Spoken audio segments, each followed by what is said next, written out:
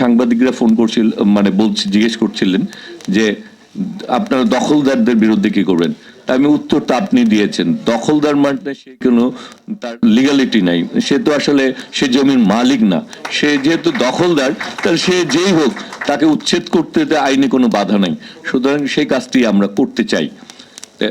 এখানে যেটি হচ্ছে যে আমাদের বর্তমান সরকারের মাননীয় প্রধানমন্ত্রী জনাব তারেক রহমান, তিনি কিন্তু শুধুমাত্র খাল উদ্ধার করছেন এই প্রোগ্রামটি দেননি, কর্মসূচি।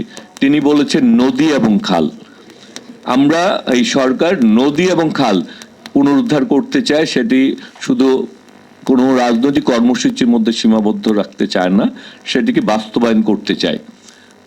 এই কারণে আমরা বলছি যে আমরা যখন আমাদেরকে দায়িত্ব দেওয়া হচ্ছে যার যার এলাকায় যে নদী এবং খাল রয়েছে সেই ব্যাপারে যাতে সংসদ সদস্যরা উদ্যোগী হয় এবং সেটি বাস্তবায়ন করে, এবং সেই ব্যাপারে এবং বাস্তবসম্মত যাতে কর্মসূচি এবং গ্রহণ করে, সাথে সাথে নদীগুলি উদ্ধার করা।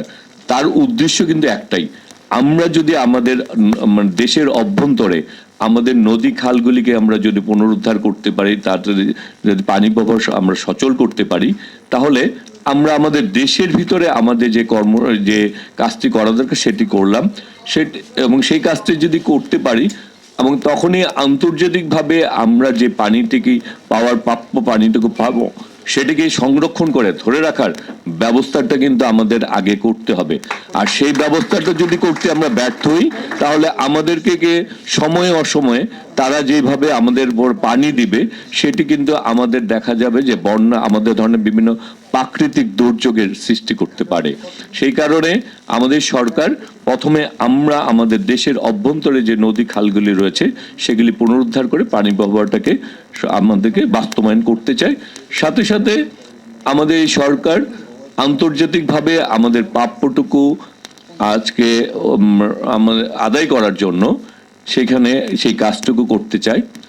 আসলে আমাদের কিছু কিছু বিষয়ে যে কথাটি অনেক উঠে এসেছে যে জাতীয় স্বার্থে আমাদের ঐক্যবদ্ধ থাকা উচিত।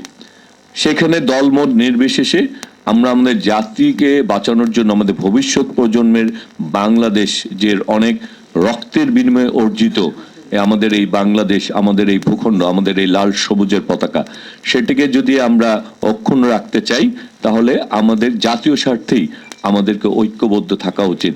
সেখানে আমরা কোনভাবে কোন ক্ষতিগ্রস্ত হলো সেটা না, দেশ হিসাবে আমরা উপকৃত হচ্ছে কিনা, দেশের স্বার্থ রক্ষা হচ্ছে কিনা, সে যাতে আমরা ঐক্যবদ্ধ থাকতে পারি, সেরকম একটি আমাদের মানসিকতা, এবং আমরা যদি জাতি হিসাবে আমরা ওই জায়গায় যেতে পারি, তাহলে আমরা মনে হয় আমাদের স্বপ্নের বাংলাদেশটি আমরা বাস্তবায়ন করতে পারবো। এবং সেই কারণেই আমাদের প্রধানমন্ত্রী বলেছেন তিনি স্বপ্ন না, তিনি স্বপ্ন বাস্তবায়নের নির্দিষ্ট পরিকল্পনা নিয়ে দেশকে এগিয়ে নিয়ে যাচ্ছেন।